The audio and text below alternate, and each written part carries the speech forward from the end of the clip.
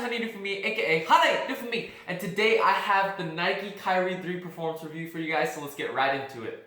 Starting out with the traction, as you can see, Nike utilized a herringbone outsole with like 2 suspension pods, I think that's what they call it, but basically it's just a herringbone all throughout, and as you can see, the outsole is curved again this year, just like the Kyrie 2s. And the traction comes up a lot. So getting into the performance of the traction was really good. Of course, like most of the other Kyries, the Kyrie 1s and the Kyrie 2s, all of the Kyries have really good traction because Kyrie needs traction because he's like shaking people up, breaking ankles and stuff. And this is a very good setup for traction. I have to say, on clean courts, you're not going to be slipping at all. You're going to be making crossovers and stuff without any problems.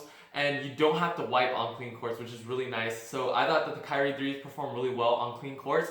On dusty courts, however, I feel like they could have performed a little bit better than they actually did because I felt like I needed to wipe a little bit more than I did in the Kyrie 2s. Moving on to the cushioning of the Kyrie 3s, we actually have a Nike Zoom unit in the heel and then Phylon throughout. In my opinion, how the shoe feels is it's just really consistent throughout. It's kind of more firm and it's really low to the ground. It actually feels a lot like the Kyrie 2s if you guys have had the shoe. I feel like the impact protection on these surprisingly was pretty good. It's a little more firm than most setups. Like the forefoot doesn't really have anything and you can kind of feel like really close to the ground. And then the heel, you can't really feel the heel zoom unless you're actually really thinking about it. But the cushioning setup was fine for me because I feel like it was really responsive and it still had a little bit of impact protection, like my joints and my knees and all my whole body didn't feel really bad after hooping these for a couple of hours, which is a really good sign. I feel pretty good throughout the shoe. It's just really low to the ground and really fast and explosive while still having a little bit of impact protection. If you guys have the Kyrie 2s, these basically feel exactly the same as the Kyrie 2s. So yeah, cushioning for me was really good. Moving on to the materials of the shoe, basically we have hyperfuse in the toe, we have a little bit of mesh and flywire in the forefoot area, and then in the back it's kind of like a fuse with, or like I think I heard that this was Curum. At first the toe box and the back are kind of a little bit stiff, but after like 10 to 15 minutes of like hooping really hard, I feel like the materials really broke in. Like this back got really soft, and then the front also got a lot softer. I'm actually a bigger fan of fuse than most people. I don't really like performance woven or like or really soft materials as much as other people do, I guess, because I feel like it's a little bit too soft for me, but fuse usually feels nice to me once you break it in and it really conforms to my foot. So yeah, materials on the Kyrie 3s were actually pretty good. Another thing to mention is that this mesh forefoot kind of banding that they said on the Nike website, it feels really nice because it's a little bit more flexible at that point when you're breaking them in, so it doesn't really pinch into your foot and stuff. So that was a really good touch. I just feel like the materials, once you break them in, you'll be good to go. Moving on to the fit of the shoe, these actually fit true to size in my opinion. They probably run a little bit on the narrow side if I had to say anything, kind of like the Kyrie 2s and the Kyrie 1s. Kyrie shoes are always a little bit narrow, but for the most part, I feel like if you go true to size, you should be fine. I personally have a little bit of a wider foot, but I still went true to size and they still fit good after you break them in. So that's just something to keep in mind. If you're not sure, you should always go into the store and try them on because my foot may be shaped differently than your foot. And I also have like different preferences on how my shoes fit. So yeah, in my opinion, these fit true to size and they fit really well.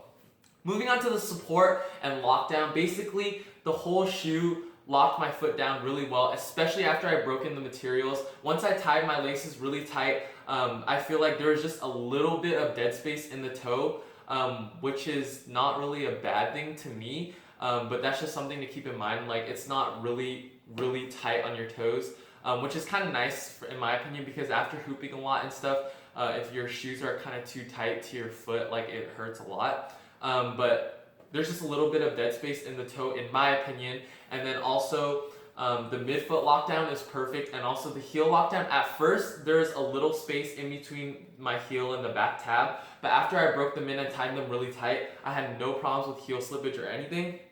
Another part of the support that I liked was like the kind of rounded outsole, I guess, that they introduced with the Kyrie 2s. I feel like I had no issues with the support, even though I am like a center and I also like try to play the bigger positions like small forward, power forward, and center.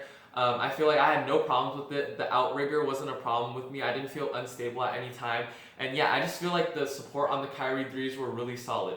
Durability of the shoes, I feel like the upper is really durable. Even if you played in these outside, the upper would last, but the traction would definitely not last because this traction pattern is actually more shallow than the Kyrie 2s, and you're going to be burning through these really fast if you hoop in these outdoors because the rubber compound is actually really soft as well. Durability of the cushioning is pretty good. It's just a Nike Zoom unit and also Phylon midsole, so that should last you a pretty long time. So durability, I feel like would last really long indoors. Just don't take these outdoors because, like I said, your traction is gonna be running down real quick. Overall price at $120. I'm glad they didn't mark up the price for the Kyrie 3s. I feel like it was a really solid performer, and personally I really enjoyed playing in these once I broke them in.